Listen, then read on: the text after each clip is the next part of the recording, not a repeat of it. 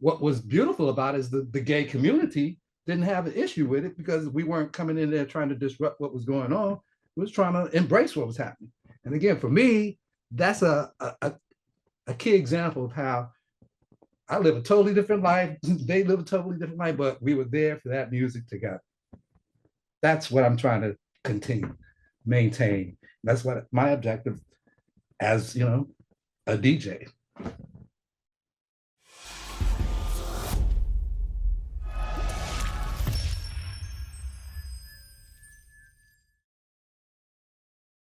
This is the official Excursions interview. Chicago represents Sunday, December 22nd, 2024. Who are we speaking with? Cordell Johnson, Chicago.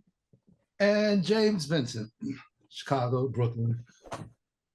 First question for each of you. What do you want your legacies to be? We were talking about that earlier today, and we talk about it often because I don't think we want to be sidetracked on what our mission is, which is basically providing something, an outlet for people to come and enjoy music, to enjoy an experience of dancing, spirituality. And we understand that we're just a vessel, as James would say. We're just a vessel, and we're just providing an outlet for people to come in and experience whatever it is we are offering. Yeah. I always take it back to what I consider the beginnings in Chicago. It was someplace like the warehouse. In New York, it was the loft or the garage. It was a safe haven. So just trying to continue that tradition of having a space, a safe place for people who don't necessarily fit into the mainstream of the world, a place they can call home. And usually music is the ointment that draws them all in, Yep. So maintaining that legacy, our legacy is a part of the greater legacy. It's just another chapter. Controversial question. What happened to the scene? Evolution. Yeah, right. I mean, we were singing about it years ago. Time marches on. Nothing stays the same. There's always change. I mean, we knew about it then. So to experience it now, yeah, I can understand the natural questioning of what's going on, but we know what's going on. Time marches on. What used to be can't always be. So you get derivatives of what was. That's the next generation taking, and again, that's why I feel what we do, maintaining that original process, that idea, creating that safe, hopefully that next generation carries that on, and there will continue to be that safe place where people can come together, not be the same type of individuals, but still have a common ground that they can connect. So, I mean, different generations, technology. I mean, we started when it was just 12-inch vinyl. Look, where are we now? Controllers, all this stuff. So, yeah, I mean, it's a natural process. It's just hoping.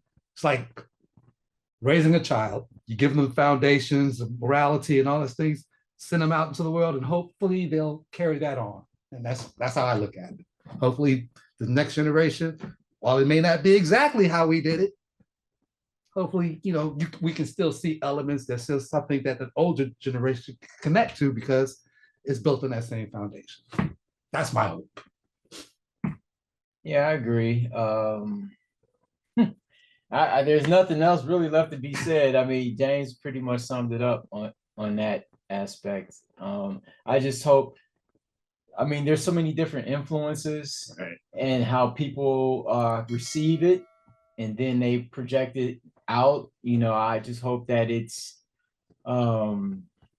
has some type of organic, natural feel to what it is they're trying to do. Yeah. So organic. That's important. This prelude to the AI world that we're about to head into. That organic. You put your finger on it. Mm-hmm. What's really real? is the question we'll be looking at in the future. So I think this is about as real as you can get. Playing a tune and getting a reaction. People feel something. That's about as organic and pure as it can be. What is your intention when you DJ? My intentions, usually when I started Excursions, I had this idea of how I wanted to approach playing music. When he told me he was moving back to Chicago from New York, and I asked him if he wanted to jump on board to see if to do a night and then to do something unique.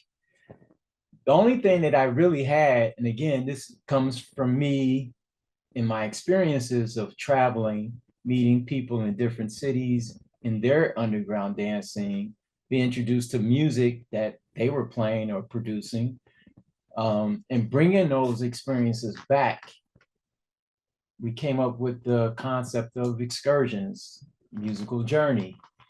And based on James's experience in New York and the people he's come in contact with, him working in the music industry, touching different elements of music or genres of music, coming back. And again, us being able to share our experiences and putting it out there for people to take in and absorb what they can get, whatever they can get out of it. That was my intention. Yeah, it's kind of the same thing for me. I mean, I will always say what I'm saying a lot more in conversations, just in terms of where DJ has come from and where it is. And for me, again, it's been my experience that it's always been about first a love of music and sharing that love of music. New York taught me about the conversation that goes on between the DJ booth and the dance floor. So that dynamic was brought to light for me. And it kind of, broadened my perspective of that community thing that we talked about before. If you can connect with people and music being that connector to, a lot of people who don't have the words to say what they feel, but they can hear it in a record, the lyrics of a song, they connect. And seeing the next person next to them connect to it brings them together. So, I mean, for me, it's still about creating an environment where people who don't look like each other, who don't have the same life experience, can come together at a common ground. And again, for me, that's a building block to change in the world, really, because conflict is built on fear. Fear is often about xenophobia, not knowing this, that, or the other, being afraid of things you don't understand. But again, it's always been my experience. I mean, again, coming out of Chicago, one of the first places we had to hear this music was gay bars. I'm a straight Black man. But to know that that's where that music was, I wasn't the only straight Black man in the gay club feeling that vibe. And what was beautiful about it is the gay community didn't have an issue with it, because we weren't coming in there trying to disrupt what was going on. We was trying to embrace what was happening. And again, for me, that's a key example of how I live a totally different life. They live a totally different life, but we were there for that music together. That's what I'm trying to continue, maintain. That's what my objective as, a DJ. Hypothetical. My friend from Amsterdam is coming to Chicago for the first time and wants to experience house music. Give us a masterclass of the current state of the Chicago house music scene today. They come in, is there parties every night? Wednesday night, where do you go? Friday night, where do you go? Are there parties at North Side, South Side, East Side, West Side? Are they after hours? Are they tea parties? Like, paint us a picture of the current state of the Chicago house music scene. Our scene, the underground scene. Okay. Well, when I moved back from Texas, I finished up school, actually established myself a little bit as a club DJ, whatever. But when I came back from Texas in 94, 95, during that time span, there was legitimately somewhere to go every night of the week. Moving forward, as we fast forward through time, I mean, it's always been somewhere to go to catch some underground tunes, or to catch a group of people that was into dancing, dance troops, whatever. There was somewhere to go. Up to this current state, I don't think it's necessarily, we don't have every night like we used to. But there are people doing certain things here and there. Some Wednesdays, something's happening on a Thursday at a bar. And this is the other thing too. A lot of music happenings have moved to bars instead of spaces and clubs. And that allows a lot of different DJs opportunities to play out. And if you just want to go out and hear music, yeah, you have that option. But to point to like a specialty night, it's not like it used to be. Well, again, nothing is what it used to be, but to that point, yes.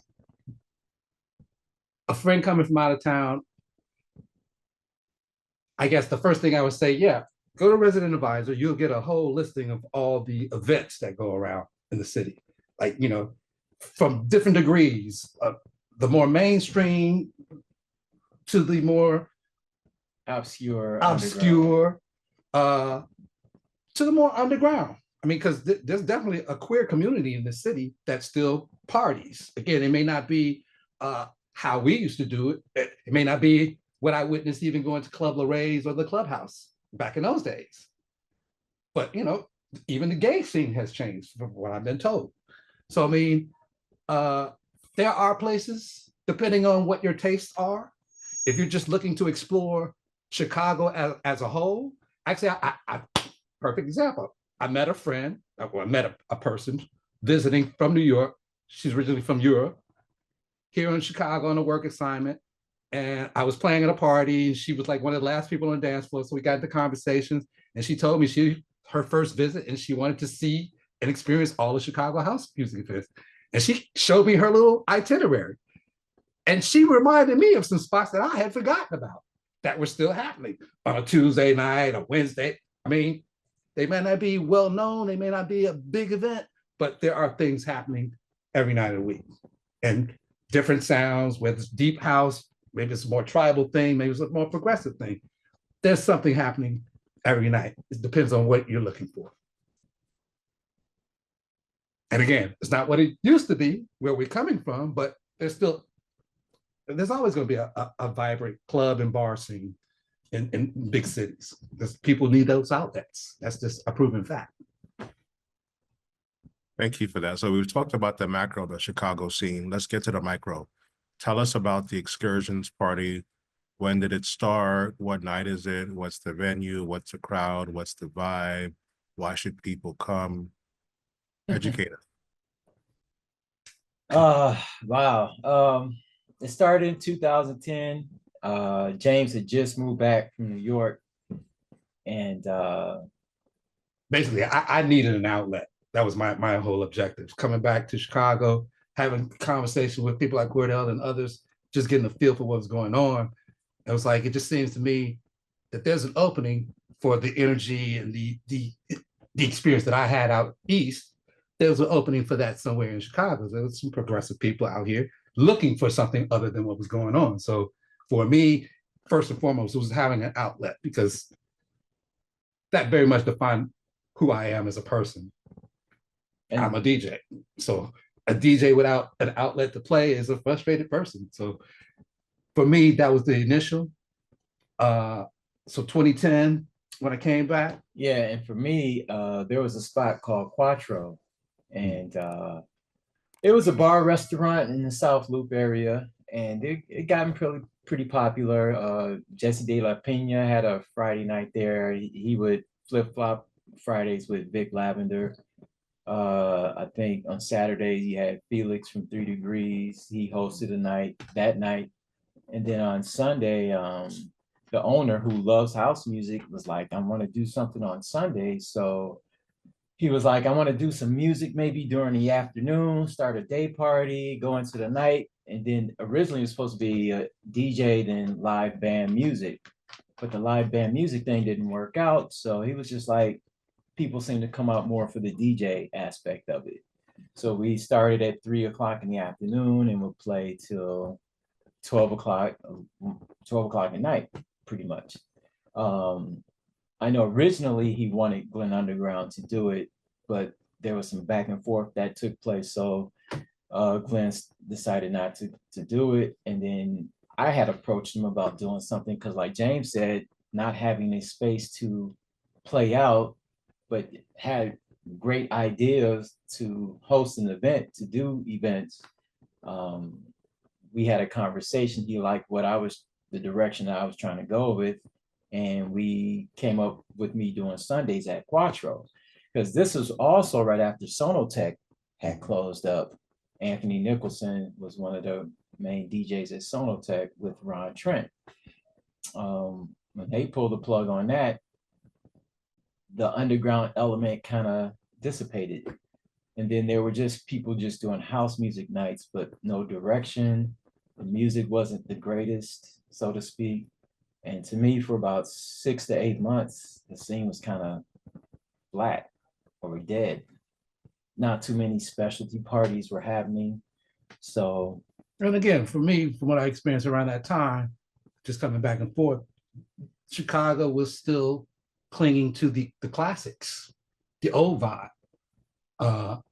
It was only, I can recall coming to Sonotech to hear Ron or maybe Anthony, and they were one of the few that I could hear some more progressive, more new vibes in there.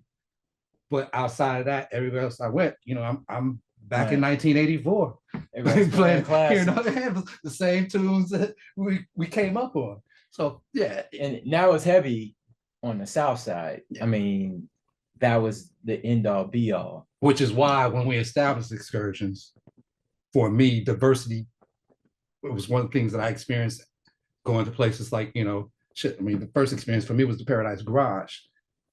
Being in places like that, seeing the diversity of people. And at that time, I think Frankie was still here. Wait, no, Frankie had moved because I was going to the World, checking out Frankie when he moved back to New York, and seeing the diversity of people at the World. It just brought it to me like, that's the only way that the music and the culture can advance, is you can bring it outside of its little bubble. So being on the North Side was important because it allowed that avenue of diversity. South Side was just us.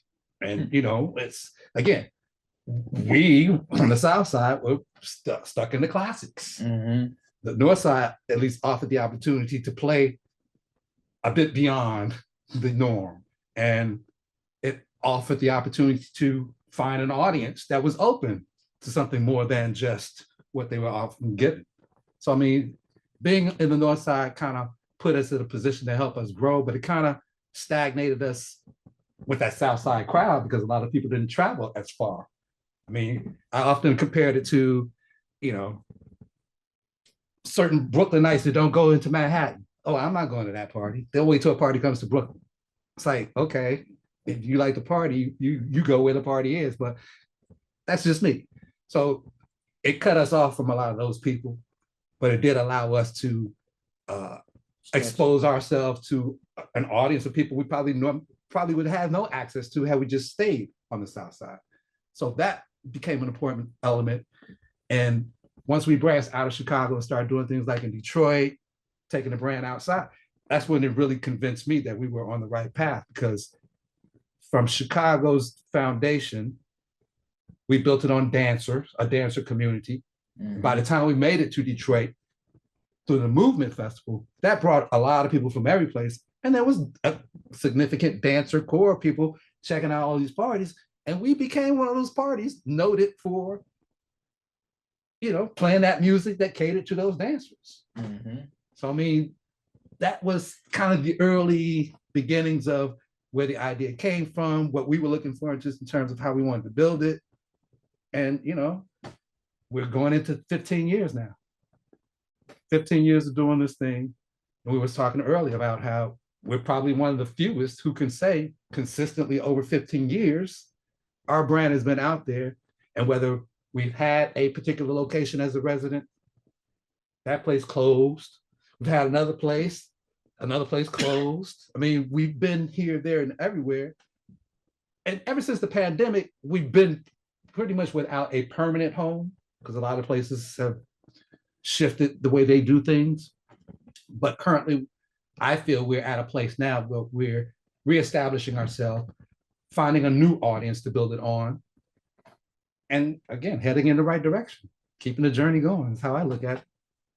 And I'm even still trying to take it outside of Chicago as well. Like before the pandemic, I was trying to get something more consistent in Atlanta.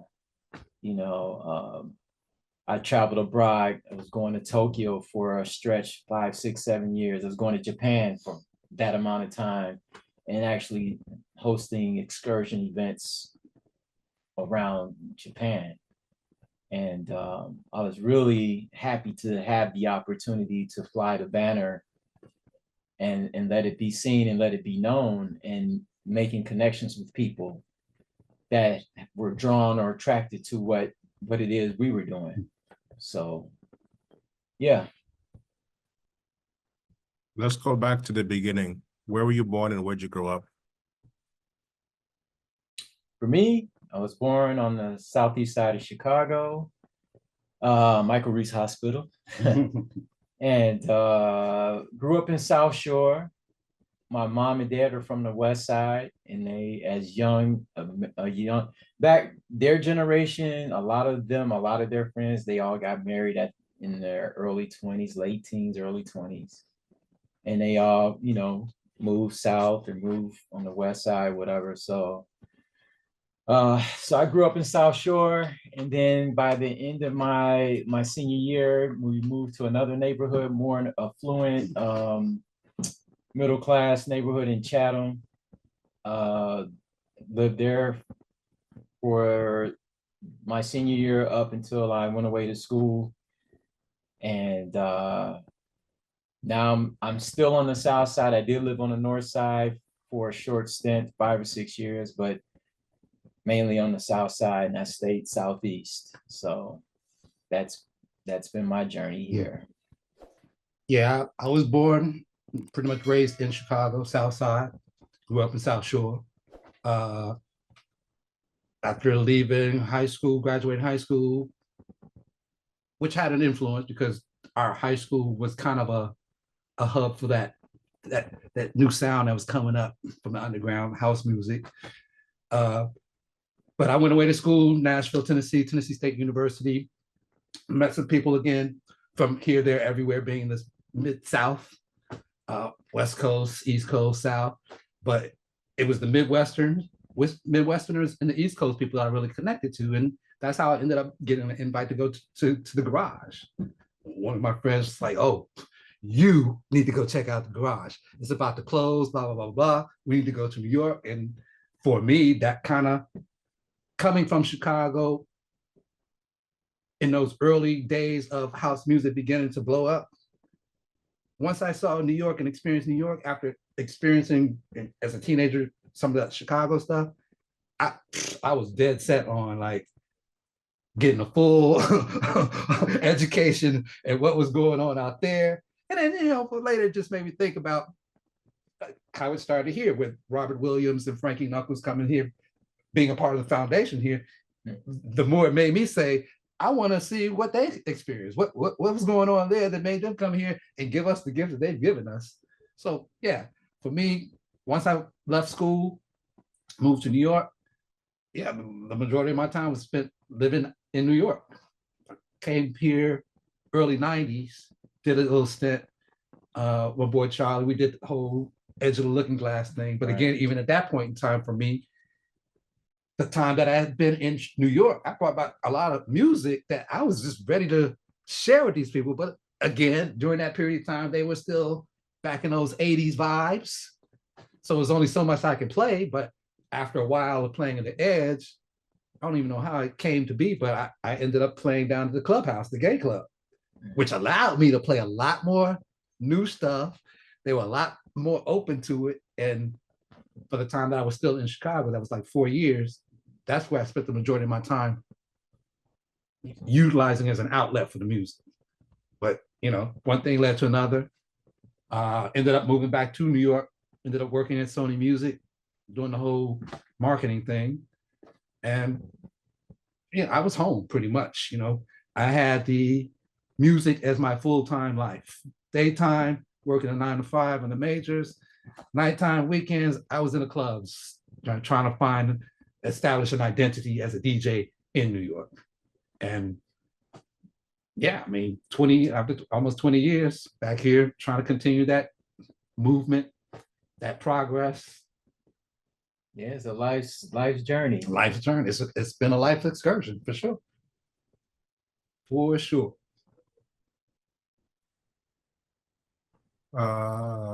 So many directions to go. Um, let's talk about balance. How do you balance being a DJ with having a personal life / relationships / having day jobs? Some people quit their day jobs and go all in. You guys did not. Why did you make that decision? And then how do you find balance? For me, that's a good question. I always felt like how I live my life and how my job situation is set up, that if I was in a situation where I was working more frequently as a DJ, I could actually travel and do more gigs, take on more situations because I'm freelance working in television production.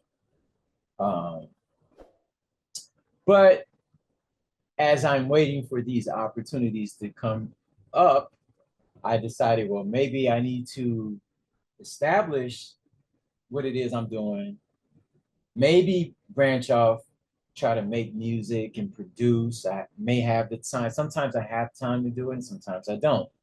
But also, of course, you still have to pay the bills to have a life, to live the life you want to live. My job has provided me these opportunities to buy music, to buy equipment, to host events, and to travel and go to different places to meet people in other cities and other countries that are into this community of music. So yeah, my job is very essential.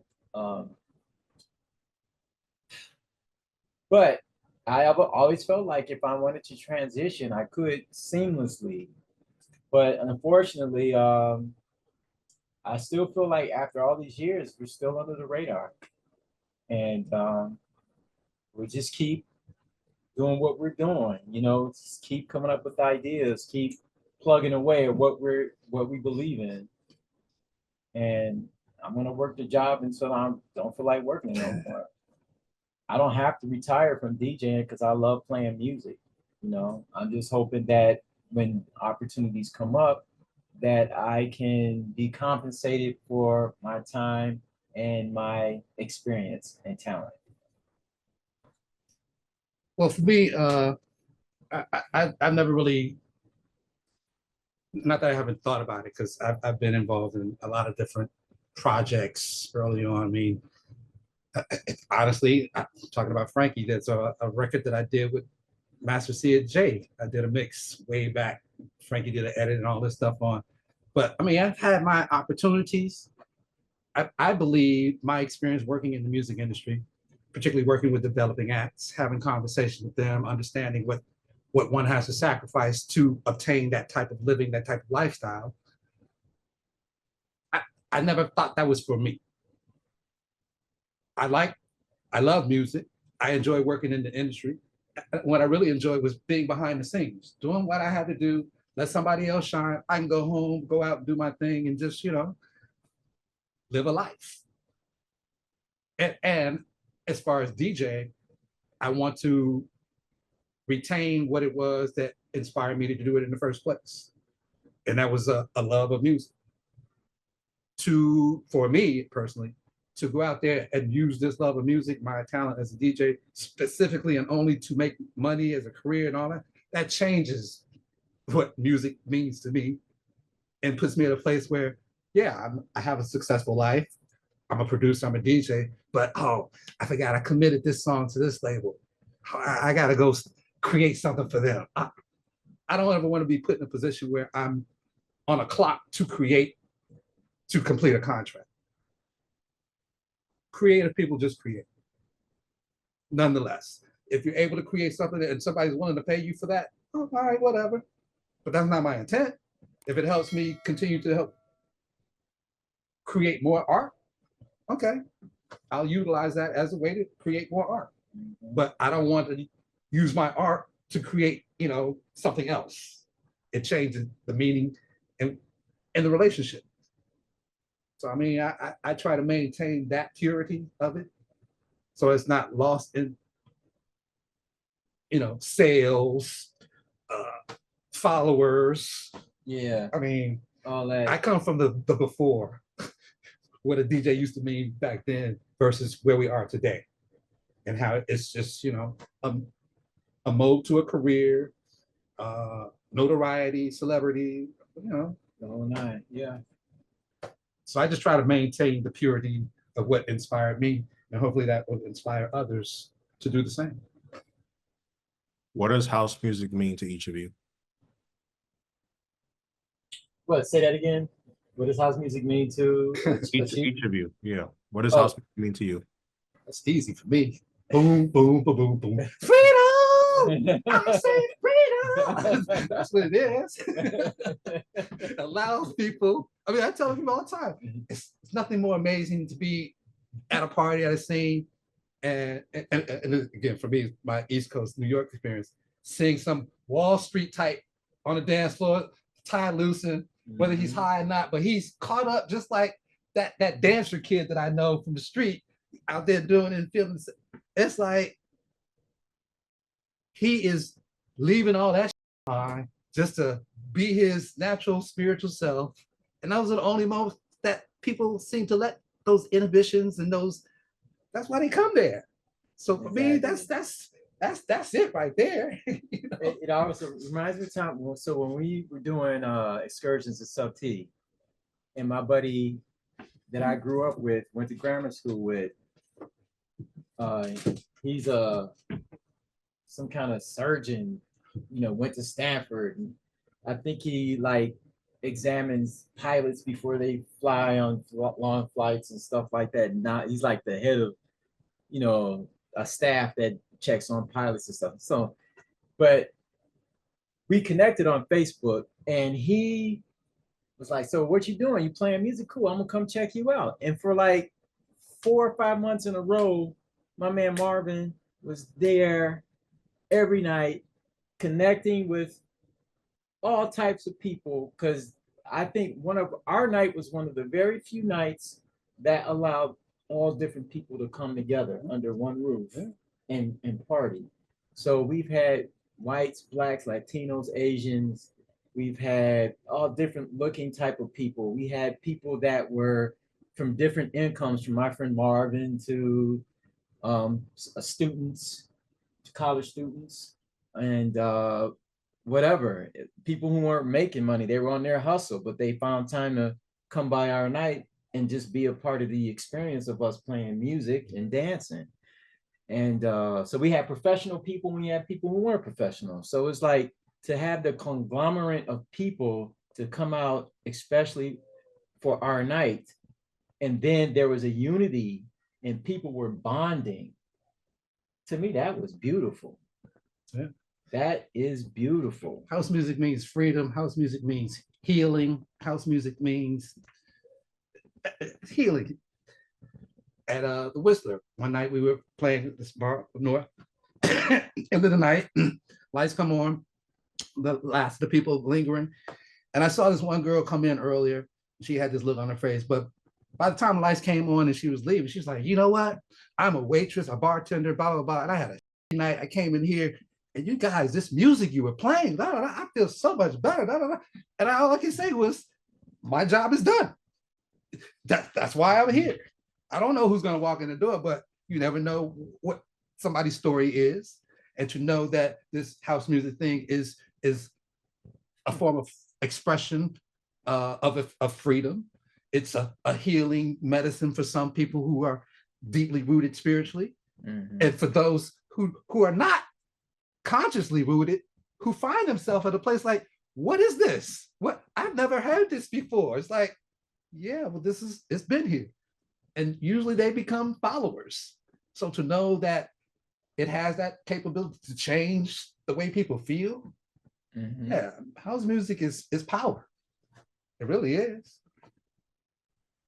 It's a powerful thing. And as Peter Parker's father said, or uncle said, with power comes great responsibility, you know? Yep. So I feel responsible for people's spirits and souls when they're on my dance floor. That's it for me. And the proof is in the pudding. At the end of the night, on a lot of our nights, people they didn't want to leave. I had people say, I'm tired, but I don't want to go home. I'm happy being right here. And it's just a feeling that they develop during the course of the night. So when 2 o'clock hits, when the lights come on, they are like rejuvenated spiritually. They're lifted, you know, and kind of to hear you say that, kind of reiterates for me why, for me, for after 15 years, yeah, a lot of people say you guys should be much bigger than you are. A lot more people should know. I'm okay with that because I like to be the surprise. I like to be that. What is this? Who are you guys? That mind-blowing experience for somebody, for me, is a bit more important than being on the hype train of, oh yeah, they're the hot thing. I'm going over there because they're hot. Nah, you can have that. I'd rather have a real connection with somebody who appreciates what we're offering, because I appreciate that appreciation. That tells me I'm not wasting my time, that, you know, somebody gets it. And as long as people get it, I'm going to keep doing it. So my next question is, what is Soulful House? Speaks to the soul. it speaks to the soul. On the surface, it's a certain style of music. Vocals, very strong, uplifting vocals, very jazzy instrumentation. At its core is rhythm and blues. Pretty much. Soulful House at its core is rhythm and blues. It's the experience. That's where it all comes from. We can go through the whole lineage, how jazz spreads off of here, gospel. It's all from the experience, the rhythm and blues of the experience of Black people have had in this country. That's where it all comes from. So for me, Soulful House is just the evolution of R&B. Question for Cordell. Compare and contrast DJing in Japan versus here. Question for James. Tell us about the first time you went to the garage. Paint that picture for us. What did you hear? What did you see? What did you smell? What did you experience? So, Cordell, you first. Okay, so for me, man, my first trip was 2004. Went there with 2 bags of records, had my little rolling cart, and I had a book, 1 book of CDs. I didn't know what to expect. My host, Uchikawa, shout out to him. We met in London. I happened to be over there in London hanging out, and he heard me play and was very impressed. He liked the selections. He said, have you ever been to Japan? I was like, no, but he's like, I'll bring you if you want to come. And I was like, okay.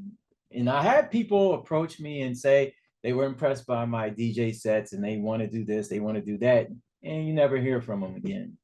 But he was on the up and up. He kept in touch with me, sent me an itinerary. One of my good friends calling me now that's a musical influence. Yeah, he he has set an itinerary for me and everything. So when I got to Japan, foreign country, Far East, never been, didn't know what to expect. For 2 weeks, I was on a 6-city tour. So we were in cities for 2 to 3 days tops and just bouncing around. And I never really studied Japanese culture. I didn't know a lot about it. I was just there for the experience. And one of my good friends in London, Frankie Valentine, he told me, he said, when you go over there, make sure you take the time to visit the temples. Make sure you go over there, you see the cherry blossoms. Make sure you go to different restaurants and try the food and the teas, and don't turn your nose up to trying something different, and be open.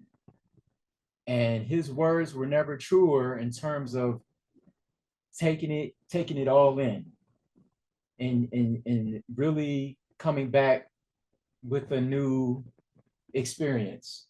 And yes, I visited the temples a couple times, and being able to speak on it and to know some of the history after, and then actually researching the history on some of the temples that I went to. Yeah, I mean, the Japanese experience is unique. And if you've never been out of America, been overseas, I mean, to have music to be my vessel opportunity to experience a different culture was amazing, number one.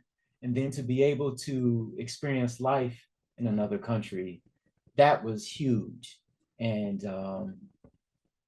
I'm so glad that I was in a position to have that experience. And then to meet people like-minded who love this music, and they come out and they support, and just, you know, to this day, I still have friends. It's been over 20 years. It's 20 years this year, actually, that I first went to Japan. And there's still people in there, still people over there that I'm in touch with. So it was an amazing experience. So that's my story. I'm sticking to it. Paradise Garage. First of all, I didn't know the magnitude of what that place was until I went to New York. For me, my club experience was limited. My mom was kind of strict, so I wasn't one of those kids, those teenagers who was able to sneak out and go to the warehouse in Chicago. The extent of my clubbing experience was maybe going to the music box to hear Ronnie Hardy. So for me, my clubbing experience has always been stripped down, Chicago house, minimal, dark room, strobe light, and just banging out all night. That was Ronnie. Going to the garage was like a whole different. First of all, to be in such a huge cavernous space and to hear such quality sound was amazing. And then, you know, it's the whole ritual, the things you would hear other people talk about. The experience of just walking, waiting in line, walking up that ramp.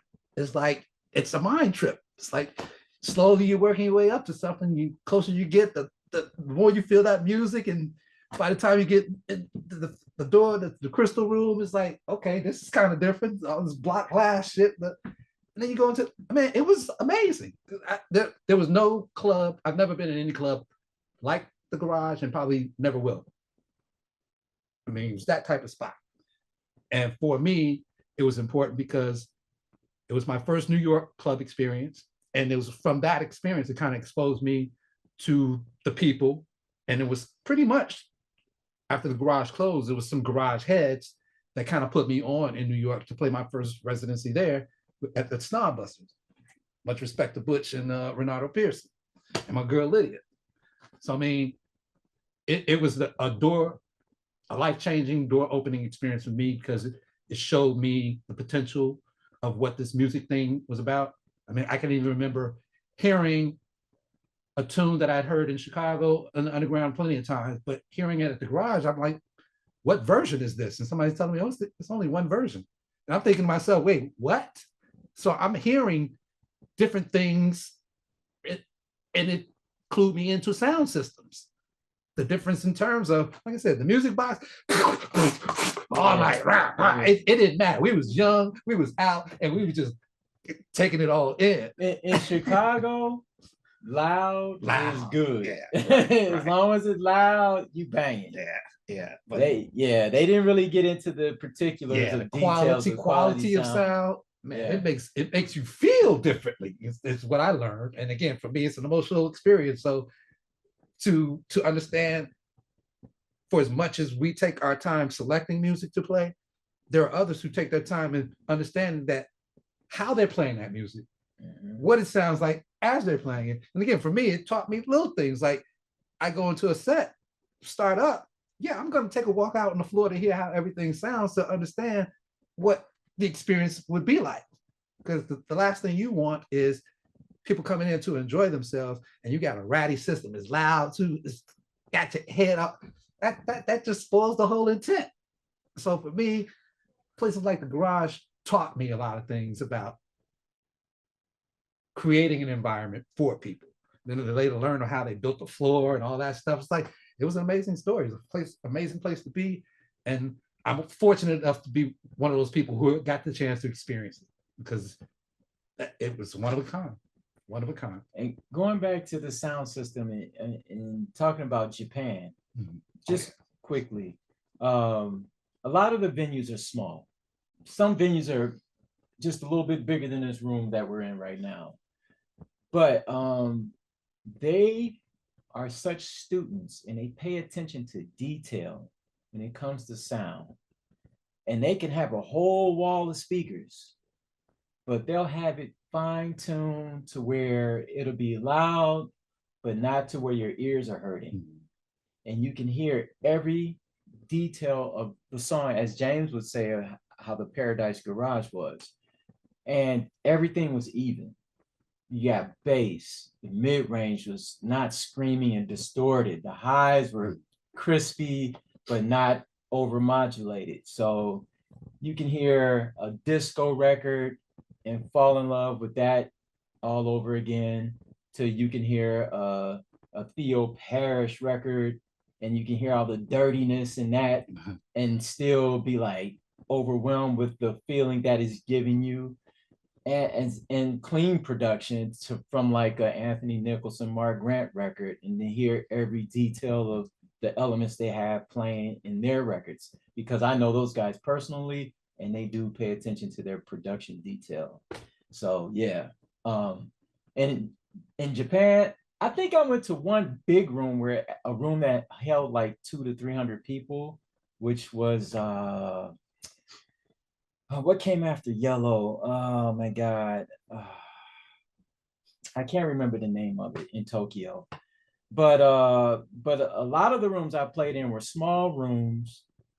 I've been to some DJ bars where there's a whole DJ setup behind the bar with all their records along the wall and everything. They're playing reggae, they playing funk and soul. And they're just playing all this great classical, and they have an affection for Black music, and they are all about it. So yeah, Japan is a trip.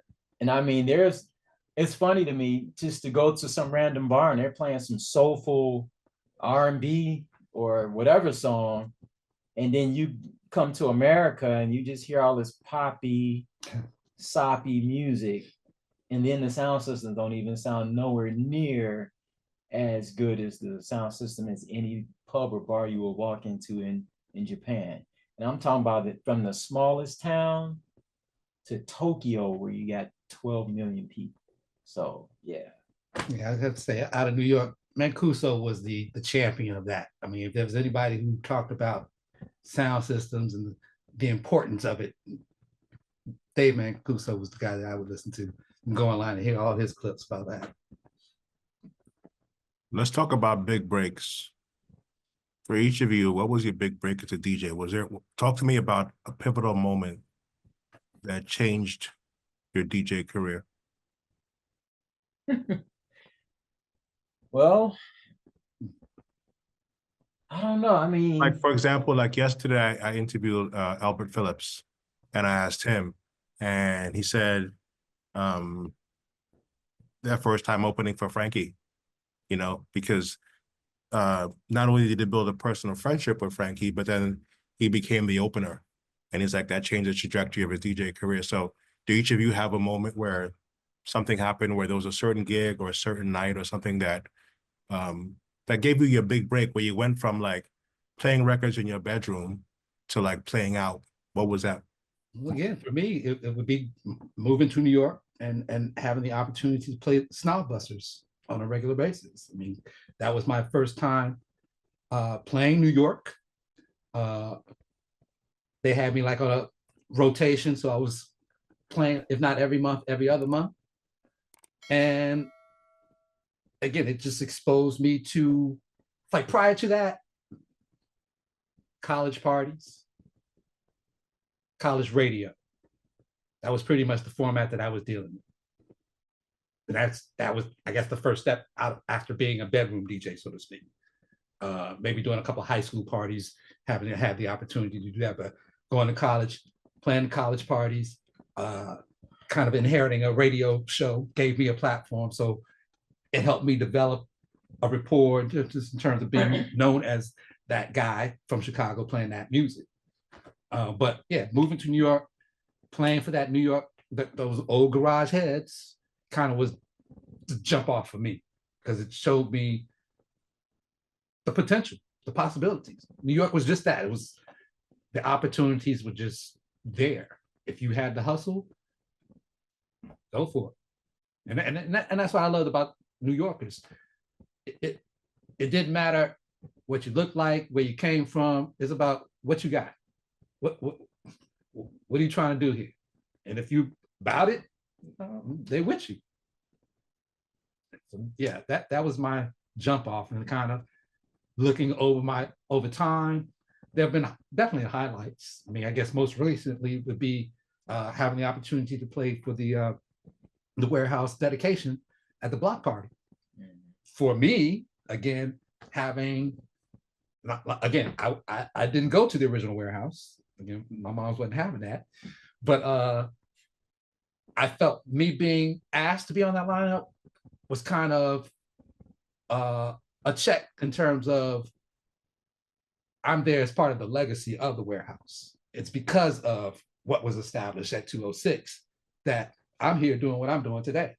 No, I wasn't there at the building at the time, but the people who were involved in making it happen, Robert and even Frankie, I've had my interactions. I mean, again, coming back and forth from college, being friends with Charlie.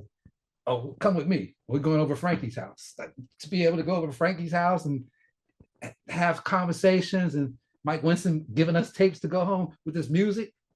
Yeah, I mean, those are definite highlight moments for me that kind of push me forward. So I mean, for me, the jump off and everything else has just been, I take it with grace. I mean, I'm not looking for anything. So whatever comes to me, I'm good with it. You invite me to play here? Oh, cool.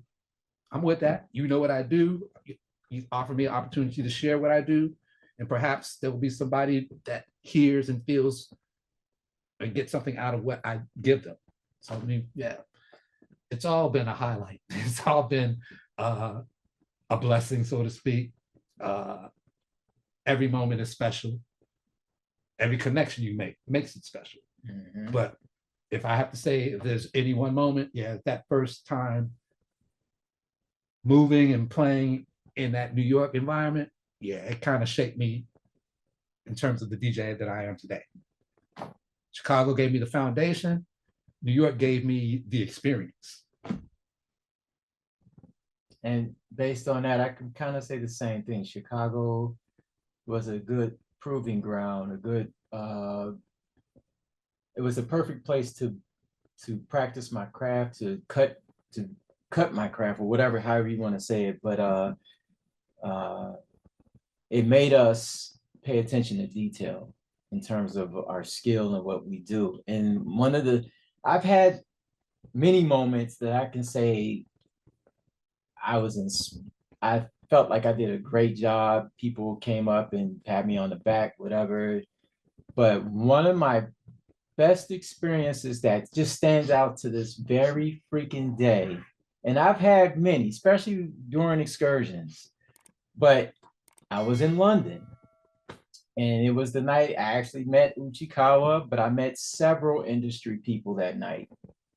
And it was an all-night party. The host of the event, my man Will Buckley, shout out to him. Him and his crew were doing these, I don't know if they were weekly or bi-monthly events at his place on East Hackney. Well, not East Hackney,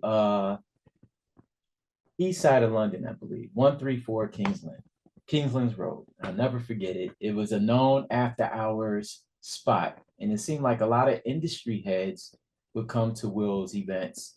He would always feature a special guest DJ. And they really came out when it was somebody coming in from the States.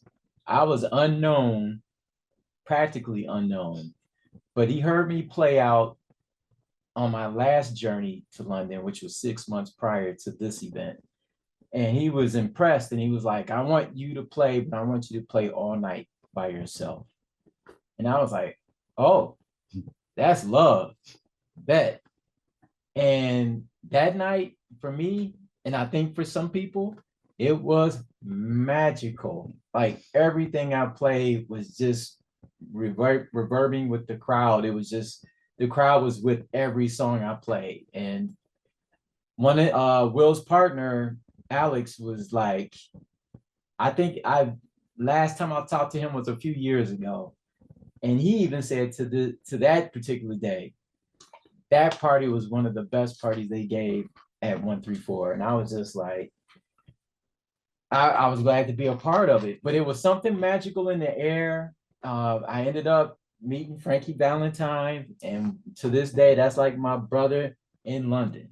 Like when I go to London, that's who I'm hanging out with. That's who I call, and we do our thing. So, but based out of that night and that performance, yeah, a lot of people were, they was like, well, who are you? And it just allowed me to have these contacts that I still have with some of these people 20 years later. So that party stands out the most to me for some reason. That's all I got. That's perfect. Let's talk about advice. What advice do you have for the next generation? For me, it's just be I don't want to say organic, but I want to just say be authentic to what it is you're trying to do. Yeah. Stick to your guns and be open. There's a young lady on the scene now. She's young and she's got a whole career ahead of her. She says she wants to do it, but I know people can change, at any given time. But right now, she's talented, she's open, she's smart. And I just hope that she keeps expanding, keep growing. Chicago needs this next generation to keep this music. And remember, the music came out of the scene. The scene started the music. You need to have the knowledge of what it is you're presenting to people to bring them in. The music is the backdrop.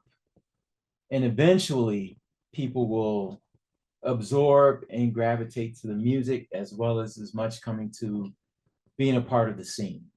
So having that knowledge, I hope that she understands that you have to create an environment for people to come in and to be a part of a community. So that's all I'm gonna say. Any advice I give, just do you, be yourself. While I will always have reverence for the past, I'm not trying to live in the past. So give reverence to the past, understanding how it is you have the opportunity to be where you are right now, trying to do this thing. Understand there are people in situations that happened well before you that allowed you to say, this is what you want to do. So give reverence, but do you, be you.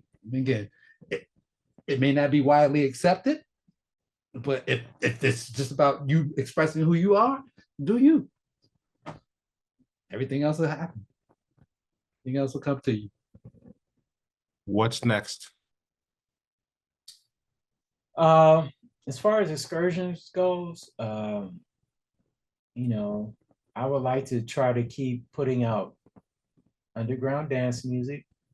You know, we've got a couple things on our label. Go to our Bandcamp, but I want to keep expanding, and hopefully 2025 we will come out with some more stuff from my own productions, hopefully, but as well as some other people, some young people that I have met and come across, and they showed me what they are working on, presented some ideas, and I'm like, hey, we can maybe do something with this, and we can put it out for people to see if they'll, you know, if they'll gravitate to it. The other thing is, I would like to continue to have events, not just in Chicago. I would like to get to New York, maybe establish some type of contact in New York and do maybe a one, you know, I'm happy with doing once a year events in different locations.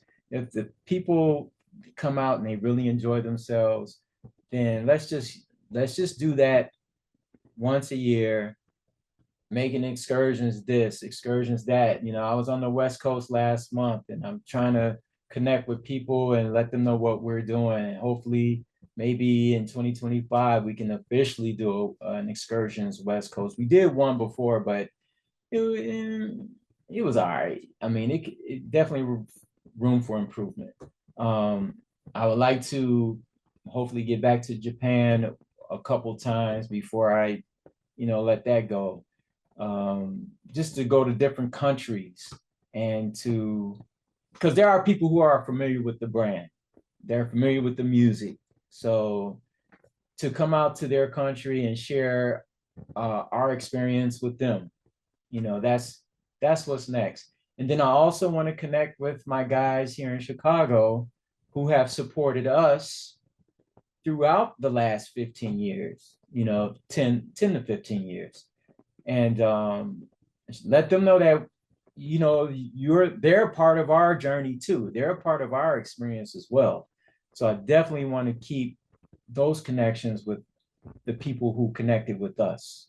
So that, and I think that's key and is huge to who we are and what we do. My personal outlook is just, you know, to continue to try to find an audience to share this music culture with. That's it. You know, whether it's as a DJ playing, or, you know, at this stage, finding that young talented mentor, give guidance to, and all that. You know, just to, again, continue to keep the music culture at the forefront. What I'm feeling nowadays, people are embracing the music, but trying to remove it from the culture that it was established. So, I mean, I'm trying to keep the whole story together. So as it moves forward, people understand what it is they're participating in. So I continue to look for an audience because I'm a DJ, and what is my purpose other than to play for an audience of people? Other than that, I'm at home just like everybody else, listening, downloading, you know. You should see this room right now. There's records everywhere because I'm still buying vinyl. I'm still out here digging, searching, and, you know, vinyl, I always want to be able to have access to that format as well as just playing, you know, downloading files. The last and most important question: if someone wants to book each of you, what's the best way to get a hold of you? What? Excursions. So actually, we have a group page on Facebook, Excursions. On Instagram, it's our individual names, James Vincent, Cordell Johnson. People have been asking me about doing an Excursions Instagram page, but I'm just like, I'm managing too much as it is. I don't want to be in charge of an excursions page, but it may get to that point where we would have to do an excursions. Well, again, we've had Page. the page since the inception, so that's the one place where everyone knows that we've been for the last 15 years. We can always go there, as well as the Bandcamp site to reach us. Individually, you know, like you said, our individual emails are listed on all that. So it's like, you know, mine has been the same since New York days, JD Music for You at Hotmail. So it's out there. Also, we have a blog page, excursionchicago.com. I haven't done anything with it since the pandemic. But it's there. It's there, and it has our bios, and I believe both of our contact information is on there as well. And I'm of the mindset that people often seek out the things that they desire. So, I mean, you know, it's the internet age. Just type in excursions, you'll find us. Yeah. Or Excursions Chicago. Either one. Yeah. For those who know. There you go. That's it. Well, cool, fellas. Thank you so much for your time. It was great connecting. So much, man. Have a good one. All right, later.